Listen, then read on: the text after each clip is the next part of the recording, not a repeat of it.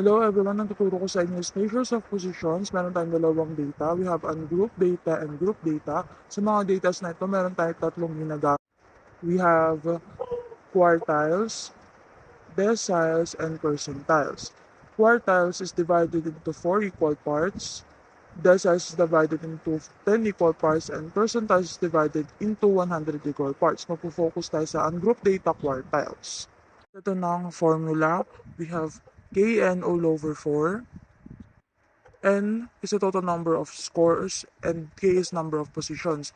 Hahanapin natin ngayon ng quartile 1 at ito ang mga numbers na i-arrange lowest to highest bago mag-solve. We have 1, 2, 5, 5, 6, 8, 9, 11, 13, and 15. At susubukan natin hanapin ng quartile 1. Ito ang quartile 1 at ang mga number na na-arrange. Kunin natin yung formula.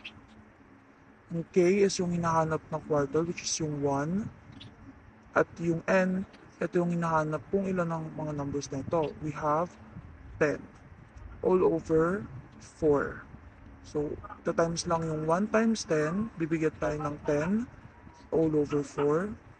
10 divided by 4, bibigyan tayo ng 2.5. Dahil 5 yan, kailangan natin mag-jump in into 3. Bibilang natin siya 1, 2, 3. So, meron tayong 5.